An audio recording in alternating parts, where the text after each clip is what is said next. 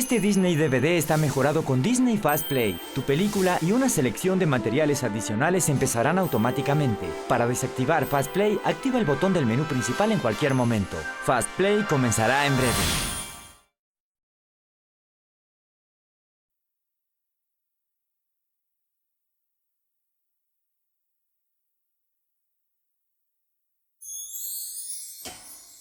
Ross, mi lindo bombón, ¿traes otro corte? ¿Verdad que sí? Es otro corte.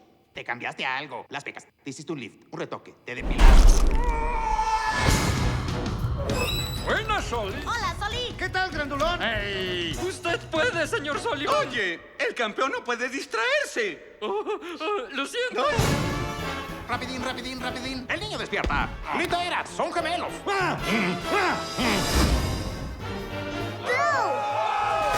¡Hay un niño aquí! ¡Un humano! ¡Rápido! Esa es una cosa mortal.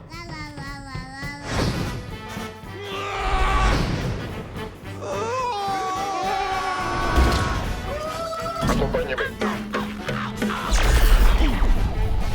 Es tiempo para... ¡Pánico! ¡Ay, nanita! Haz lo que quieras. Si esa cosa se mantiene lejos, no pasa nada.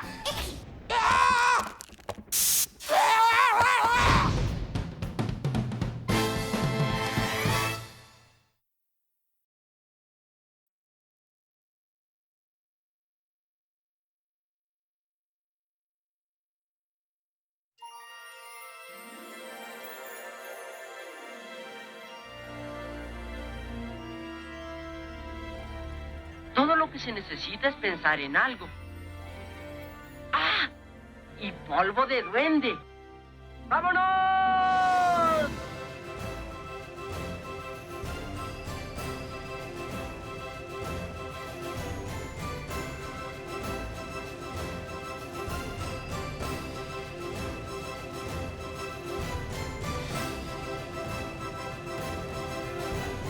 ¡Al país de nunca jamás! La segunda estrella a la derecha. Volaremos hasta que amanezca.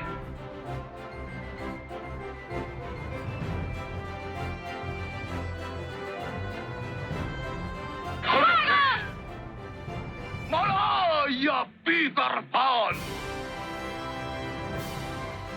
Tengo idea de haber visto ese barco alguna vez. Hace mucho tiempo, cuando era niño.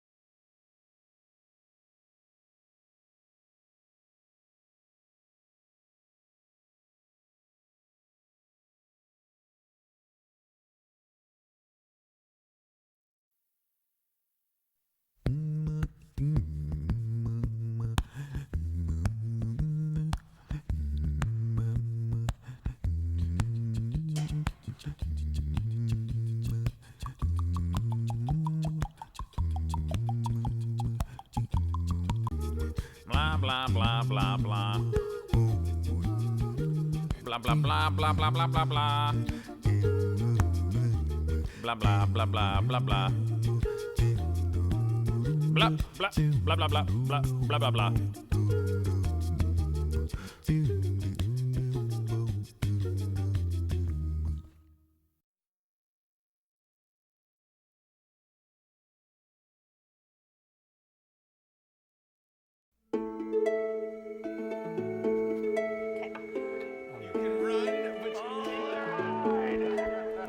Too, my friend. I never got to say goodbye. How you doing? So, how are you? I wasn't off. Yeah.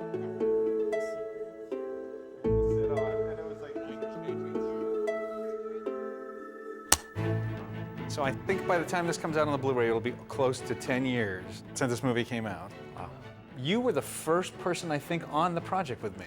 I think I was. I remember being holed up writing for almost a year, developing it, and coming up with the title, Finding Nemo, and I remember being in that same office and coming up with the image of an egg left in the sand. It didn't have connections to its relationship now, but I remember having those. I remember talking also a lot about when you're snorkeling, coming to the edge of the reef and then looking at that expanse of blue that goes down and just how you feel. Yeah, the idea of like the void. I kept calling it the always void. there, yeah. Void, yeah. It's like, how do you visualize something that isn't there? You know, it's like, Go, Ralph. There we go. There's your job. But I remember it's like I felt it was the perfect metaphor for life. It's like infinite possibilities, and you have every. They always skip the first chapter. Whenever they show, and then there's one Thanksgiving, we're all hanging out, and Cameron's going, we gotta, you know, somebody keep the kids busy. So I went over and they said, oh, we want to see Nemo. So I see where this is going. I threw the disc in and hit play, and then, you know, she comes running, no, don't play the first. Don't play. The kids are just like, Scarred them. Yeah. Yeah. You know, I never, ever, ever, ever doubted it. Unless you're remembering something I don't. I don't remember ever doubting. I mean, we might have adjusted the way we did it, but just the scene itself, I never doubted it. I don't know. As a writer, I took it as a challenge. Like, look at, we all worry about our kid crossing the street and possibly getting hit. We all worry with them being out of our sight the minute they turn the corner and we don't see them. And we all know nature's a predatory world, and that pretty much 24/7 something's out there trying to hunt, trying to get. And so I loved the challenge of like, can you work within the real rules of nature, because it's much more truthful, and Bambi did it, trying to still raise a kid. So that was really was the whole point of the movie. Yeah. I knew there were so many other flavors of what a Pixar film could be, and that this was, and I was pretty sure this could be one of them, and that if we were lucky, it would give license to do that even more. We were pretty cognizant of that. I mean, we talked about it a lot, that we were kind of owning that, and the sort of emotional tone of this film. Which is, again, so interesting because that was the first time I remember a lot of naysayers publicly saying this is going to be Pixar's first flop. I mean, there was a lot it doesn't of that. look like it's any People good. don't remember that, but there was a lot of that. The other problem on that movie, if we can talk about it, is just that, you know, Nemo wasn't the kind of the big sexy film at the time being made. The Incredibles, Brad was making The Incredibles, and everyone just knew that that was going to be an amazing looking movie, and everyone was excited about it, and people weren't quite so sure about Nemo. 10 years ago, we didn't know. Well, actually, it was 14 years ago, right, when we started or something, that we didn't know if we could even sell it to ourselves. Right, internally, let alone could we do it. And I remember thinking then that this was a perfect catalogs, because we had little kids in our house that used to start getting all this crap kind of stuff. And there was always this orange fish with 2 white stripes as one of the icons that tended to be in towels and on wallpaper. And I'm like, wow, this is used a lot. And it made me want to know what kind of fish that was. Got a coffee table book, opened it up, and there's these 2 fish sticking out of an anemone. And it already looked like a parent-child. And I found out they were called clownfish. And it was just kind of from then on, it was like, done. So that's the beginning of the idea. Now we had to do a lot of research. And one of the things we had to do as a group was take scuba lessons. Who went to the Monterey trip? Did you? No. I was already certified on that. You backed out of that? So it was just the 2 of us? We did our classroom here at Pixar. And we were like so excited we're going to go in March. to Monterey. We wore these 5mm suits in which you gain in warmth, you lose in mobility. So we're like the Michelin men underwater. I remember looking out there and thinking they were all professionals. And then we go out, you know, like awkward Darth Vader's like, you know, getting out in there and realizing, oh, these are all people trying to learn and they're all trying not to drown and they're all trying not to, and I'm trying not to let them grab me and pull me down. It was like the worst scenario. It was so awful. And what was great, of course, is when we went to Hawaii, you jump in, it's like a giant swimming pool. Wasn't there a trip where you got sick? So before most people showed up, you were diving in Maui, the backside of Molokini, which is a sheer drop-off. And on the boat, I'd taken my seasickness pills, which I hadn't taken quite early enough in the morning. And we went down for a dive, and you go off a ledge just to the abyss. Got back on the boat, I'm blah, blah, blah, blah. blah, blah, blah, blah, blah. Mid-sentence. You did it so casually that I was like, did I just see what I thought I saw? You always eat bananas and drink fruit juice on a dive boat because they taste the same going in as they do coming out. At which point, everybody poured fruit juice. This interview's over. And that's it. Right. This interview's over. Good tip. And I didn't get to dive with you guys. But at the end, you know, we went to Australia to do press, and we didn't want to say that we had never gone diving on the Great Barrier Reef. Right. So I got certified on the Great Barrier Reef, which was pretty awesome. When we got to Sydney Harbor to go to our hotel, and there were all these seagulls everywhere, and they're all going, you know, mine, mine, mine, mine, and we're like, that's them. It's like meeting like the star of the movie. We're like, that's them. Here they are. But just even the look of Sydney Harbor at night, I had that feeling that you get. But when you're in the middle of something, you don't get a good view of it. Mm-hmm. And I went on a tour around Sydney Harbor, and I was suggesting maybe we set it across the bay. You look across the bay, and you have what most people know of Sydney: Needle, Bridge, Opera House. If you didn't have those three things, you wouldn't know where you were. Right. The first research trip I got to do, this is when, you know, if you're on Ratatouille, you get to go eat in, you know, 3-star restaurants in Paris and all that stuff. Our first trip was to the sewage treatment plant. They showed us how the whole thing worked, and then Andrew goes, okay, I've got a question for you. If a little clownfish came in right here. Basically, no, it would never make it. No. It's funny that you did that whole research trip to the sewage treatment plant. Then we cut it out. Well, when I came onto the movie, one of the very first things that I did was suggest that you cut that whole sequence out. How much did I fight you? I remember. Long pause. I think there was a long pause at the lunch, and then you agreed at that lunch that it probably Well, some of the same out. components of that going through that system in there. Yeah. But it's interesting. I mean, it's just interesting. It happens on every film that we make. You have sequences that you just think are absolutely necessary. And it's sometimes not till you get the whole thing up, and even a lot of it animated, and you really see what you have, that you come to realize that something's just not needed. Right? I mean, I know myself enough now that I probably go overboard with that stuff on the third act because what you don't have the objectivity to see is what you can afford to lose. When you get to a certain point, fresh horses always seems to be helpful. I mean, you came in a little bit later, I came in a little later. A lot of our successful films have been when you have someone coming in fresh. later who haven't been on it, who nothing's precious to, you know, and they're... Because one of the first things I did when you had me come on in the movie was I went back and watched every version of the movie. But the only thing I remember specifically that you had taken out that I argued to put back in was having Nemo actually say, "I hate you." I mean, if you remember, when you guys came on, I had hit a wall. It was a tough fall for me. I just couldn't figure out what was wrong with the movie. And I was getting to this dangerous place where I was questioning, you know, fundamentals of the movie. But at the same time, I don't think we had a morale problem internally because we were so excited about it. And we did have a good time. Absolutely. And that really seeped into the film, you know. I mean, one of the special moments for me in the film was just a night where we stayed late and we needed to figure out guerrilla filmmaking. We wrote it, we stood up, we recorded it, thought of characters on the fly. Hey, Bob, that whole lobster thing and the dolphins going, you know, these two little fish have been, you know, and just crafted that. And it was a blast. It was essentially one night, staying late. Another similar thing that I remember, we were in art review one day. You were talking about the crabs, and you started saying, and then there's these seagulls that have, and they go, mine, mine, mine. And to stop the art review, you reach in your pocket and you wrote something down. I'm thinking it must have been that. And then you put it back in. And you ran down, you were so excited. You reach in your pocket and you wrote something down. I'm thinking it must have been that. And then you put it back in. And you ran down, you were so excited, you ran into the room. I got it for the seagulls. I was up in art. It's like, you know how seagulls, they're on the beach, they're very selfish and they steal. What if they just said, mine, mine, you know, and it came down from art review. But I remembered Jason doing that. On like a paper towel. And we pretty much took exactly that. That's the seagull. Mine. One of the things I remember, the jellyfish scene was coming along, but something about it for you wasn't working. It felt perfectly perfect. I just remember reaching over and going, click, click. So suddenly we were in the middle of a scene. It was zoomed. jellyfish. Got it. I'll remember to tell him. Hey, wait You want to talk about working with Ellen DeGeneres? And I spilled my lunch on her shoes when I first met her. I walked up and knocked my lunch on her shoes and then started to try to wipe her shoes off. She's like, Bob, step away from the shoes. So I backed up. And she was amazing because she's just so nice. I mean, she remembers everybody's name from the lowest to the highest and just... Remember you lost to. the family battle over the 2 kittens? Oh, yeah. 6 months later or whatever. So how'd the kittens work out? Yeah, yeah. My favorite line of hers in the movie that we cut out was in the... Grandma? Is that you?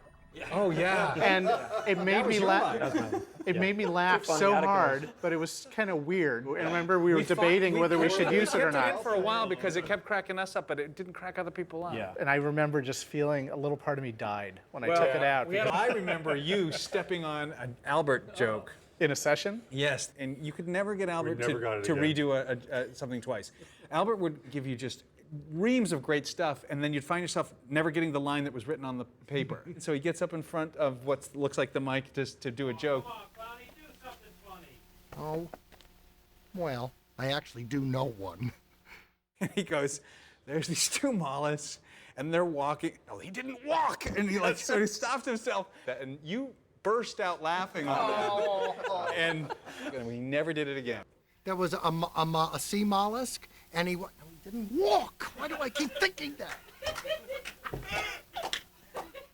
Yeah, well, you stole a stapler in 4th grade, so I heard about that one. Well, he was great because he kept trying to get this reaction out of us, and obviously we'd laugh a lot. He'd go on to the next line, and they'd go, oh, I know how to do it, and he'd go back 3 lines before and do it again. You know? I remember Albert leaving at the ends of sessions. He would head out to his car, and we'd start talking, and a moment later the door would open. He said, I was thinking about that line. And he came right were a special joy for all of us to play with. Is that what you would consider the biggest burden on the film? When we started working on the Anemone for a while, we had spent, I don't know, a year and a half on research on getting surgeons told to move right. And then somebody said, hey, on monsters that are doing fur, so why don't we take a tennis ball, stick a bunch of foot-long fur on it, and turn gravity upside down? We're like, oh. And we had an Anemone the next day for review. You're like, wow, there's an Anemone. Great. And so we were grinding to a stop, and then out of left field came a solution from a different film. Best bit of trivia, though, did anybody know how we did the Sandy Bottom? So you didn't actually film somebody's sandy bottom. That's what I thought that's what it was. Upside down ocean surface. About Steve Jobs for a second. You had a lot of involvement with us on this film. Yeah. I remember him coming by and taking a look at some of our very first water simulation tests. Some of the first decent looking water coming back and just kind of, wow, this is pretty amazing stuff. And it was just so energizing getting that from him because then he could start to see what the film was going to do from that side as well. One of the other things that I find very impressive is the level of acting and animation in the film. Because one of the things Andrew was adamant about from day one I seem to be adamant a lot in these things. Do I? Well, you were. I was. And it was good. It was just that he didn't want overly anthropomorphized fish. Yes, they had to act. Yes, they had to express things. I mean, there is a story to tell. Yeah, could you use the grammar of natural fish motor movements? And that's a very limiting thing with these fish. I mean, it's a face on a body. I mean, how do you this is all you got, right? But it was a big challenge for the animators. But they also then had to deal with the idea of gravity and density, which they did superbly while acting. You love when the animators would go, oh, there's basically 2 types of swimming. There's rowers and there's flappers. Right. Just to suddenly find out of like firsts that came with this film. I mean, not only from what made it on the screen, but what had to go behind the scenes to make all that was. I mean, we completely reorganized the pipeline of how we made a movie for Nemo. I remember getting in discussions with people saying, well, no, that's not how you make a computer animated. It's like, okay, there's only ever been 5 of these things, and we did them all. So if there are some rules, we can break them. Exactly. For me personally, working on it and then seeing it come to life in the computer with all the artistry, it's almost as if I didn't work on it, because it's like this whole other thing, better than you could possibly imagine. And then, of course, to see it come out and be such a success was just phenomenal. Yeah, I know I'll never work on anything that will be as long-lasting and in the zeitgeist as Nemo was. I mean, it's kind of crazy. It was like double what we would have even let ourselves imagine it could be like. Well, you would never enjoy it. I remember I had so much. There's a reason that father's like he is in the movie, Marlon. I had so much confidence in the movie by the end. I did not. And you would not accept. I'm so superstitious. I know, but you would not allow yourself to think that we had something good on our hands. I mean, it was like pathological. Well, all my 3 kids were born after the film, so they've come to the movie now. It's a thing that's part of the culture in the playground and discussed at kindergarten, and describing the characters and speaking whale is stuff that they just do. I don't know, something about the fish and stuff, people use it as terminology. When you go to any aquarium and you walk up to a clownfish, someone will yell, Nemo, and I've never been on a beach where someone hadn't said, mine, mine, mine. That one stuck. You're sitting at your desk doing this, and then somehow it's out on a beach. Internationally, it's in the lexicon of aquarium viewers now. Well, when I'm in an aquarium now, the kids will be saying, hey, there's a Nemo, and there'll be like a manta ray flying around. I go, hey, it's a Mr. Ray over here. I thought we were gonna hear some Mr. Ray right now. Oh, nah, later, okay. I'm still getting emails with sushi and Nemo. Yeah. No. Remember that first email? Oh, it was funny the first 7,000 times. Wasn't there, like, when we were doing press before the movie came out, the #1 question we were always asked is if we were going to have sushi at the wrap party. Yeah. Yes. Yeah? That's right. Which we did. For me, looking back at the film now, watching it with my kids, I see the film, but I also see all the people and the work that went into the film when I watch it. So it's as if for, almost 2 hours you're watching a yearbook playback. That's right. The most interesting screen of a film is the one where the whole company would come and they just applaud at the strangest time. Like, here's this shot. Oh, look, there's 10,000 jellyfish. Whoa! Because they know how hard that was. If you still got something in your cups, I'd say cheers to 10 years, and let's hope we're still talking about it 10 years from now. It's been a pleasure and an honor. You're adamant about that. I'm adamant about it.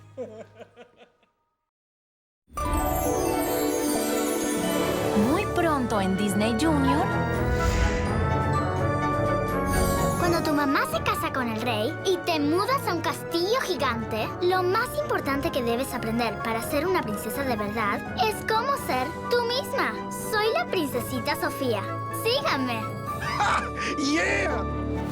Princesita Sofía. Una nueva serie solo en Disney Junior.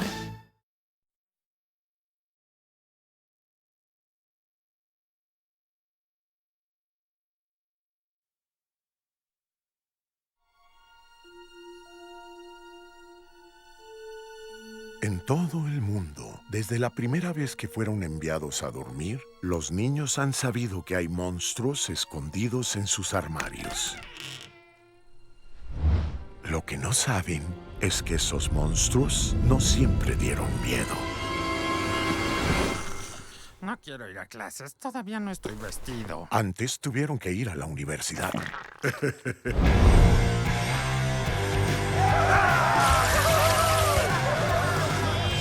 ¿Cómo me río? Muy simpático, Sullivan. ¡Qué elegante, Wazowski! Si quieres tus bromitas, aunque sea, intenta hacer algo más creativo. ¿Qué está pasando? No lo entiendo.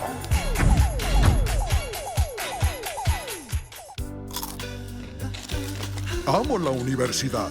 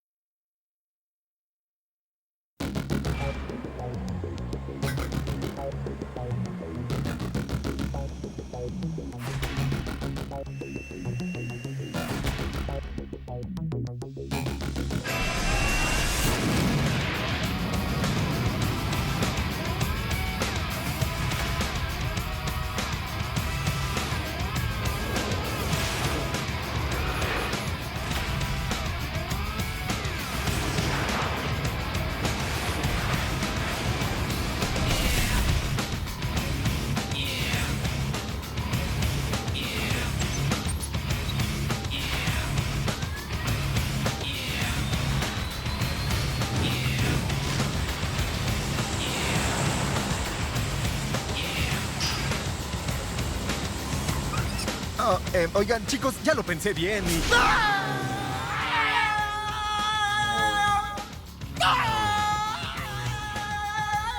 ¿Crees que lo pueda hacer?